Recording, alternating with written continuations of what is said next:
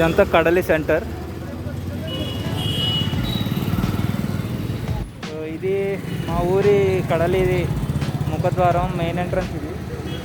ఆ పైన చూసినప్పుడు అక్కడ జ్ఞానముద్రలో మనకి శివుడు కనిపిస్తున్నాడు కదా, శివుడి కింద మనకి ఒక చిన్న లింగంలా కనిపిస్తుంటుంది. మీకు కొంచెం జూమ్ చేసి చూపించడానికి కూడా ట్రై చేస్తాను. ఇక్కడ దీంట్లో క్లోజప్లో చూస్తే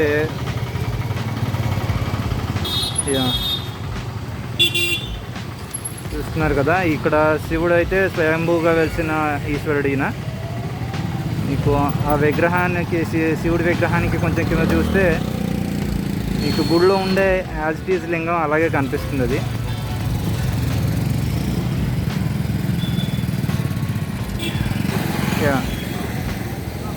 సో అదైతే లింగము.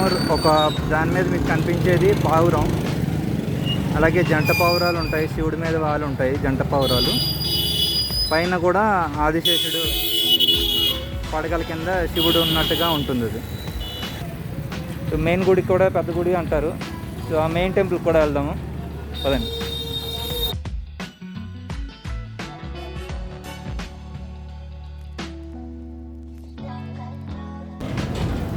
చాలా సంవత్సరాల తర్వాత ఇవాళ సైకిల్ తొక్కుతున్నా.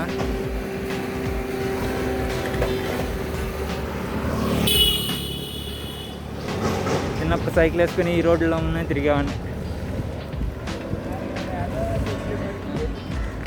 ఇప్పుడు ఎక్కడికైనా సిటీలో ఇంటి దగ్గర పక్క షాప్కి వెళ్ళాలన్నా బైకే. టూ మచ్ అయిపోయింది.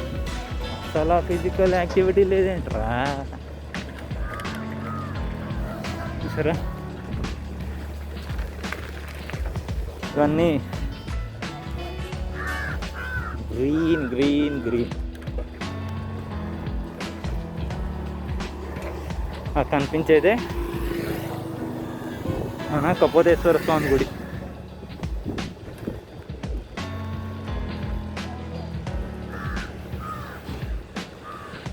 లోపలికి వెళ్దాం.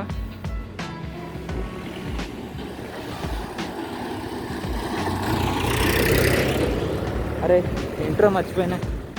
హాయ్, ఎలా ఉన్నారు? Hope all is well. So ఇందాక నుంచి నేను అంటున్నాను కదా, కపోతేశ్వర స్వామి గుడి మా ఊరి దేవస్థానం అని. సో ఇప్పుడైతే నేను ఆ టెంపుల్ దగ్గరికి వచ్చాను. దీన్ని సింపుల్గా ఊరి జనాలు అందరూ పెద్ద గుడి అని పిలుస్తారు, ఎందుకంటే ఊళ్ళో ఇంకా చిన్న గుళ్ళు కొన్ని ఉన్నాయి. దాంతో కంటే ఇది ఎందుకు పెద్ద గుడి అనేది కూడా మీరు ఒకసారి చూడవచ్చు, ఎందుకంటే దీంట్లో ఉండే ఉపాలయాల సంఖ్య కూడా చాలా ఎక్కువ.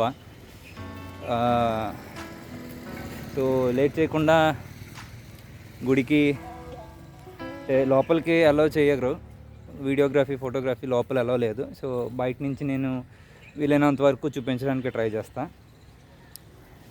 రండి. సో ఇది మెయిన్ ఎంట్రన్స్. సో మా చిన్నప్పుడైతే ఇక్కడ ఈ ఎంట్రన్సే మెయిన్ ఎంట్రన్స్ ఉండేది. సో ఇటు నుంచి గుడికి లోపలికి వెళ్ళి అక్కడ నుంచి అక్కడ బ్లూ షెడ్ కనిపిస్తుంది కదా మీకు, ఈ గుడి వెనకాల బ్లూ షెడ్, దానికి ఇటు పక్కన ఇంకొక ఎంట్రన్స్ ఉండేది. ఇప్పుడు అనౌన్స్మెంట్లో ఇవన్నీ కొంచెం ఇది కూడా ఖాళీ స్థలం ఉండేది, ఇక్కడ రథం అవి పెట్టేవాళ్ళు. ఇదివరకు విషయాలు అవన్నీ. గుడి లోపలికి వెళ్ళే ముందు గుడి చుట్టూ సరౌండింగ్స్ ఒకసారి చూడండి.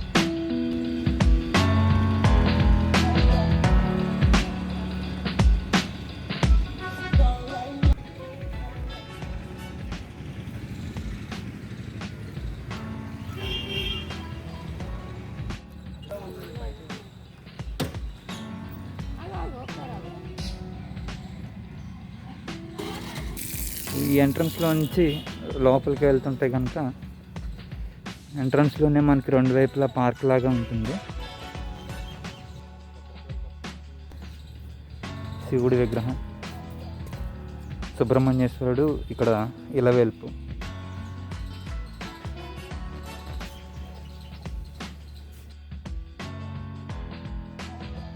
మేబీ దీన్ని తులసివనం అనుకోవచ్చు.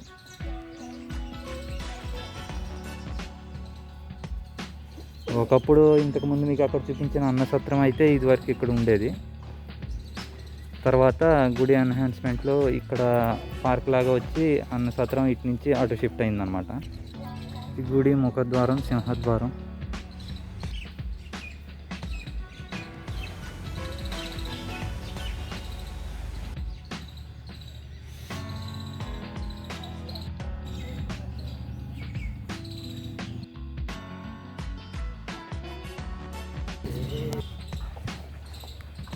ఇదైతే గుడి ఎంట్రన్స్.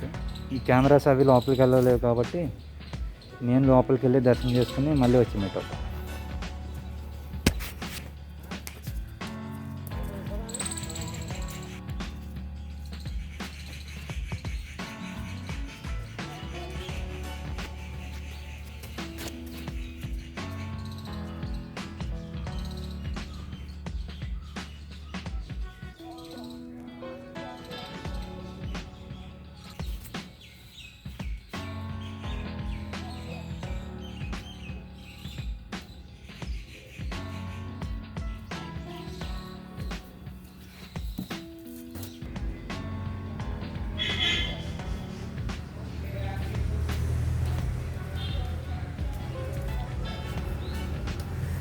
సో గుళ్ళో దర్శనం అయితే అయింది, బాగుంది. బట్ లోపలికి పర్మిషన్ లేదు కాబట్టి నేను బయట నుంచి మీకు ఏ గుళ్ళో ఏ దేవుడు ఉన్నాడు, కొద్దిగా వెనకాల వైపు చెరువు కూడా ఉంది, కప్పతేశ్వర స్వామిది, కపోతగుండం. అక్కడ కూర్చొని మాట్లాడుకుందాం.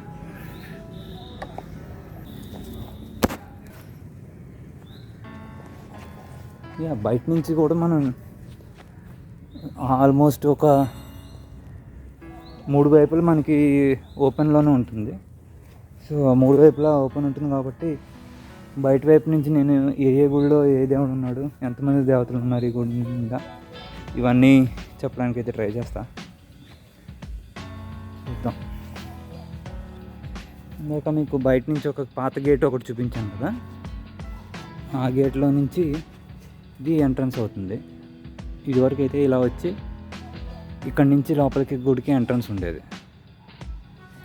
బట్ ఇప్పుడు ఎంట్రన్స్ ఆ మెయిన్ గేట్లో నుంచి ఆ గోపురం నుంచిగా అలా లోపలికి రావాలి.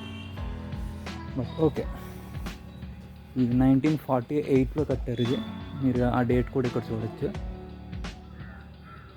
కట్టడం అంటే ఈ పర్టికులర్ మండపాలు ఇవి 1948లో కట్టినవి. ఇది బయట నుంచి చూద్దాం అనుకున్నాను కదా గుడిని. సో బయట నుంచి గుడికి చూస్తే అది కపోతగుండం.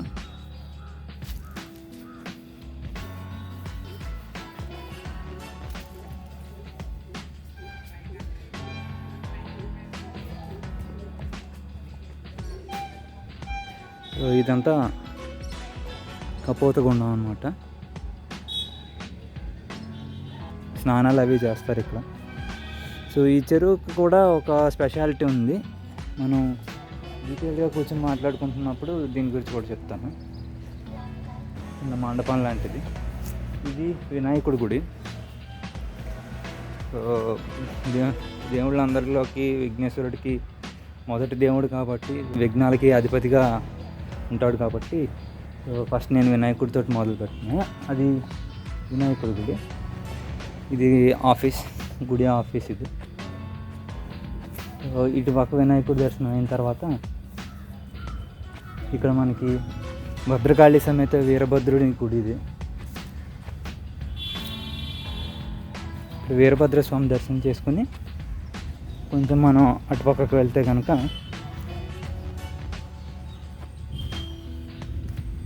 ఇక్కడ మనకి కనిపిస్తున్న ఇది వీరభద్ర స్వామి గుడి. దీని నుంచి పక్కనే ఉన్నది సుబ్రహ్మణ్యేశ్వరుడు. ఇక్కడ కడలి మా ఊర్లో సుబ్రహ్మణ్యేశ్వరుడి గుడి చాలా ఫేమస్, చాలా మహిమగల దేవుడిను. సుబ్రహ్మణ్య షష్ఠి నవంబర్ డిసెంబర్లో వచ్చే సుబ్రహ్మణ్యేశ్వర షష్ఠి ఇక్కడ చాలా వైభవంగా జరుపుతారు. 3 to 5 days సుబ్రహ్మణ్యేశ్వర స్వామి షష్ఠి తీర్థం జరుగుతుంది ఇక్కడ. ఇందాక మీరు బయట చూసిన పొలాలకి ఆ రోడ్డు అంతా మొత్తం షష్ఠి తీర్థం కూడా చాలా వైభవంగా జరుగుతుంది. సో అది సుబ్రహ్మణ్యేశ్వరుడు. సో ఇకపోతే ఇది మెయిన్ ఎంట్రన్స్ ఇందాక చూసుకున్నాం కదా. దెన్ ఈ గుడికి వచ్చేసరికి ఇది కుమారస్వామి టెంపుల్ ఇది. సో అయ్యప్పలో స్వామివారి మాల వేసినప్పుడు ఇక్కడికి వచ్చి చాలా కార్తీక మాసం కూడా చాలా ఫేమస్ ఇది. ఇక్కడికి వచ్చే మాల అది ధరిస్తూ ఉంటారు. రోజు పొద్దున్నే అయ్యప్పల దర్శనాలు కూడా జరుగుతూ ఉంటాయి కదా. అండ్ ఈ పక్కనే దుర్గాదేవి గుడి, దుర్గామాత. మీకు ఆ షెడ్ కనిపిస్తుందా? షెడ్ కింద వెనకాల ఒక గుడి ఉంది, అది నవగ్రహాలు. సో నవగ్రహాల దగ్గర నుంచి కొంచెం వెనక్కి వెళ్తే కనుక మనకి కనిపించే గుడి ఈ కుమారస్వామి గుడి కాకుండా, కుమారస్వామి గుడి పక్క నుంచి మీకు ఇంకొక గోపురం కనిపిస్తుంది కదా, ఆ గోపురం అయితే బాలా త్రిపుర సుందరీదేవి అమ్మవారు. సో శ్రీచక్ర సహిత బాలా త్రిపుర సుందరి అమ్మవారు ఇక్కడ. శంకరాచార్య వారు ప్రతిష్ఠించిన అమ్మవారు. అక్కడ శ్రీచక్రాన్ని మీరు అమ్మవారి పాదాల దగ్గర ఉంచుతారు. అది సో ఆది శంకరాచార్యుల వారి ప్రతిష్ఠ ఇక్కడ అది. అండ్ అమ్మవారి గుడి పక్క నుంచి మీకు కొంచెం జెండా ఎగురుతున్న అదైతే మెయిన్ టెంపుల్ అది. అదే కపోతేశ్వర స్వామి గుడి, స్వయంభూగా వెళ్తారు ఇక్కడ. స్ట్రక్చర్ మీకు ఇంతకు ముందు అక్కడ చూపించాను కదా, కడలి మెయిన్ ఎంట్రన్స్ ముఖద్వారం దగ్గర, కడలి ముఖద్వారం దగ్గర మనం చూసాం కపోతేశ్వర లింగం ఎలా ఉంటుంది. కపోతము అంటే పావురం అని అర్థము. సో ఎందుకు ఆ పావురాలు కథ ఏంటి, డీటెయిల్స్ ఏంటి, సో స్థల పురాణం ఏంటి అనేది కూడా నేను మీకు డీటెయిల్గా చెప్తాను. ఇది దాటి మనకి ఇక్కడ నుంచి వ్యూ అయితే మిగిలిన టెంపుల్స్కి లేదు కాబట్టి కొంచెం అటువైపుకి వెళ్ళి నేను చెప్పడానికి చూస్తాను. ఇకపోతే ఇక్కడ నుంచి ఈ టెంపుల్స్ కాకుండా మనకి ఇంకా ఉపాలయాల వరకు వస్తే క్షేత్రపాలకుడు జనార్దన స్వామి,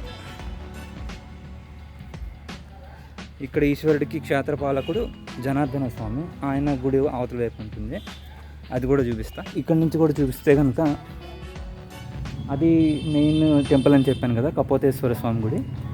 ఆయనకి అవతల వైపున బాలా త్రిపుర సుందరి అమ్మవారి గుడి అని చెప్పాను. ఇక్కడ నుంచి మీకు ఇక్కడ ఇంకో గోపురం కనిపిస్తుంది కదా మధ్యలో, ఇది పార్వతీదేవి గుడి. ఇటు పార్వతీ అమ్మవారు, అటు బాలా త్రిపుర సుందరి అమ్మవారు, మధ్యలో కపోతేశ్వరుడు. ఇటు నుంచి బయట వైపుకి వస్తే మళ్ళీ మనం వినాయకుడి గుడి దగ్గరికి వచ్చాము ఇక్కడ. సో ఇది వినాయకుడి గుడి, ఇందాక మనం ఇక్కడే స్టార్ట్ చేసాము. వినాయకుడి గుడికి ఇది పార్వతీదేవి మండపం మీదుగా మనం వెనక్కి వచ్చామన్నమాట ఇప్పుడు. ఫైనల్గా క్షేత్రపాలకుడు జనార్దన స్వామి అని చెప్పాను కదా, ఈ గోపురం జనార్దన స్వామి గుడి.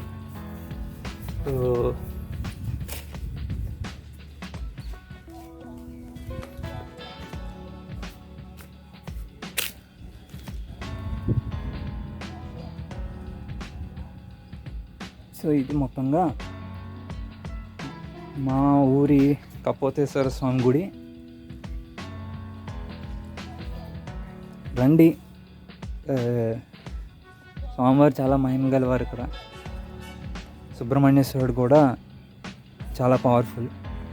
క్షేత్రపాలకుడు జనార్దన స్వామి, ఇలవేల్పు సుబ్రహ్మణ్యేశ్వర స్వామి.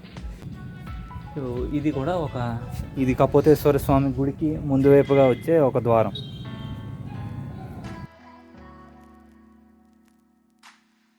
ఇది కాలభైరవుడు. మనకు అటువైపు నుంచి ఇది కవర్ అవ్వలేదు, ఇది కాలభైరవ స్వామి గుడి. అది ఊరికి సంబంధించిన శ్మశానం. టెంపుల్కి వచ్చి శ్మశానం ఎందుకు చూపిస్తున్నాడు అని అనుకోవచ్చు మీరు. బట్ ఇప్పుడు నేను చెప్పబోయే స్థల పురాణంలో కూడా ఎందుకు దాన్ని హైలైట్ చేశాను అనేది మీకు అర్థమవుతుంది. అది చూపించకపోతే స్థల పురాణానికి సంబంధించింది మీకు రీచ్ అవ్వకపోవచ్చు. సో ఇదైతే మెయిన్ టెంపుల్, అది ఊరికి సంబంధించిన శ్మశానం. సో ఇప్పుడు స్థల పురాణం గురించి వస్తే కొంచెం ముందుకెళ్ళి మాట్లాడదాము.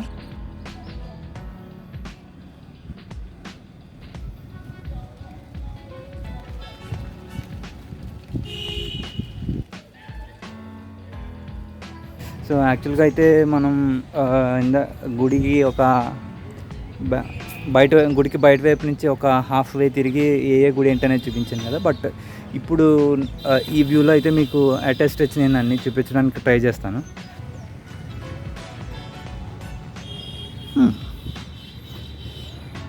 సో ఇందాక మనం ఇక్కడ స్టార్ట్ చేసాము. ఇది వినాయకుడి గుడి, ఇది వినాయకుడి గుడి. ఇక్కడ నుంచి కొంచెం ఇటువైపుగా వస్తే ఇది వీరభద్రుడు, సుబ్రహ్మణ్యేశ్వరుడు. ఇవి 2 గుళ్ళు, వీరభద్రుడు, సుబ్రహ్మణ్యేశ్వరుడు. ఇది మనం ఇందాక అక్కడి నుంచి వచ్చిన మెయిన్ ఎంట్రన్స్కి సంబంధించిన గాలిగోపురం. అది ఇంకొక గాలిగోపురం. ఇది మెయిన్ గాలిగోపురం, అదేమో కపోతగుండానికి వెళ్ళే దారి. సరే, ఈ గాలిగోపురం పక్కకు వచ్చేసరికి అది కుమారస్వామి గుడి, దాని పక్కనే దుర్గాదేవి. మీకు అక్కడ 2 గోపురాలు కనిపిస్తున్నాయి కదా, ఇది కుమారస్వామి, దాని పక్కనే దుర్గాదేవి. దుర్గాదేవికి ముందు నవగ్రహాలు, అది బాలా త్రిపుర సుందరి గుడి. ఇది మెయిన్ కపోతేశ్వర స్వామివారి టెంపుల్. ఇది అక్కడ మీకు కనిపిస్తున్న రెడ్ కలర్ గోపురం వచ్చి కాలభైరవ స్వామి గుడి. ఇకపోతే వినాయకుడి గుడికి కొంచెం పైకి ఉన్న గోపురం పార్వతీ అమ్మవారి గుడి. అది క్షేత్రపాలకుడు జనార్దన స్వామివారి గుడి. సో ఓవరాల్గా వ్యూ అయితే ఇది.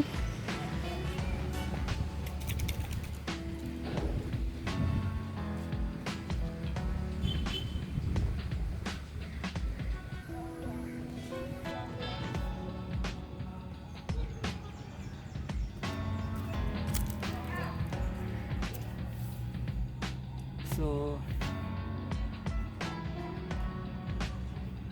అదండి మా కపోతేశ్వర స్వామి గుడికి సంబంధించిన మెయిన్ టెంపుల్ కానీ దాంట్లో లోపల ఉండే ఉపాలయాల గురించి కానీ. అది ఇకపోతే స్థల పురాణం అన్నాను కదా, స్థల పురాణం వరకు వచ్చేసరికి ఒకప్పుడు ఇదంతా మహారణ్యంలో ఉండేదట. ఆ అరణ్యంలో ఒక బోయేవాడు ఆ రోజుకి వేట కోసం అని వచ్చి మొత్తం చుట్టుపక్కల ఎంత తిరిగినా ఈ అడవిలో ఏమీ దొరకకపోవడంతో ఒక చెట్టు కిందకు వచ్చి కూర్చుని అతను శివుణ్ణి ప్రార్థించాడట. శివయ్య, ఏమయ్యా నీ లీలా, ఇవాళ ఎంత తిరిగినా నాకు కొంచెం భోజనం కూడా పుట్టించలేకపోయింది. సో ఏమిటి ఈ రోజుకి నాకు పస్తేనా, కుటుంబానికి నేనేమి తినిపించలేనా ఏమిటి అని చెప్పి అతను ఇబ్బంది పడుతూ శివుణ్ణి ప్రార్థించాడట. అలా ప్రార్థిస్తున్న సమయంలో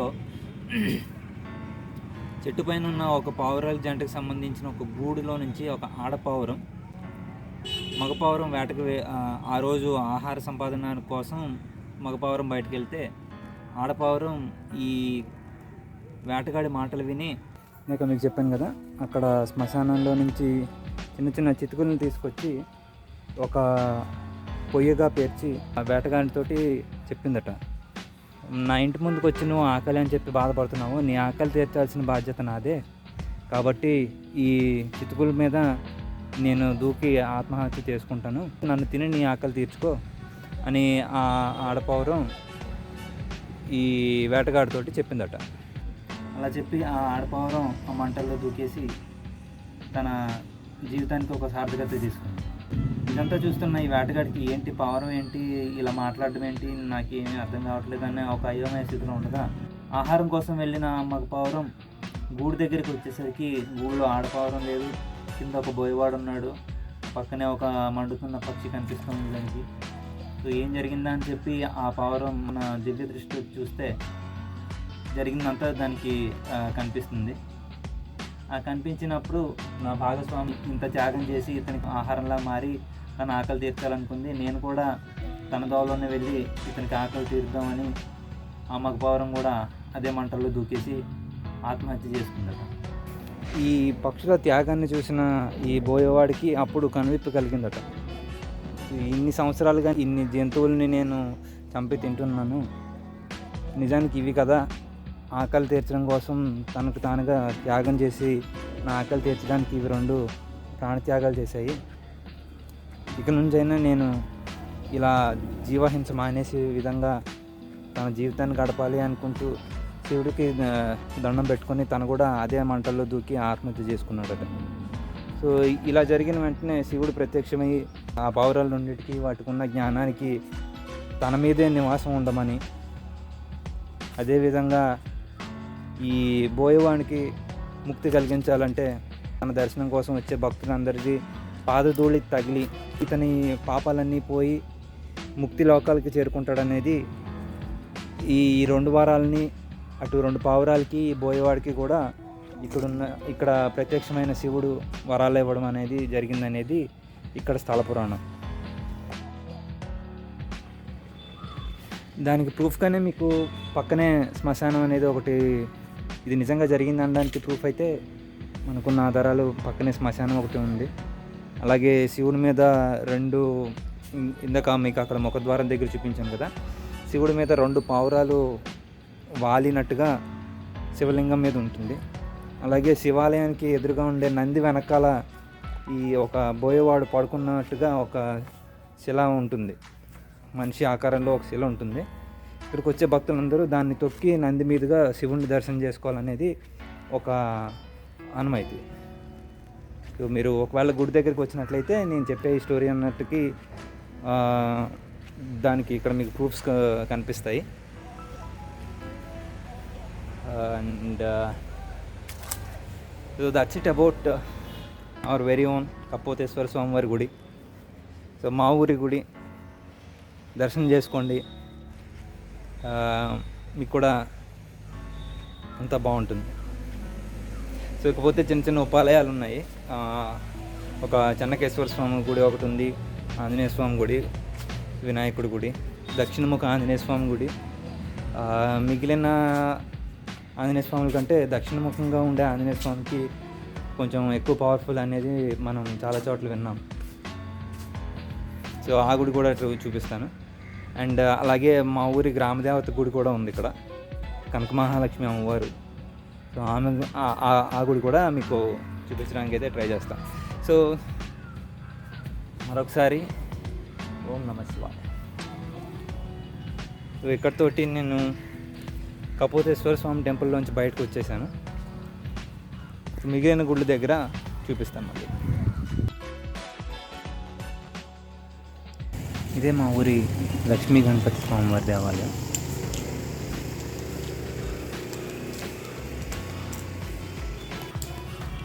ఇక్కడ వినాయక నవరాత్రులు 9 రోజులు వైభవంగా జరుగుతుంటాయి.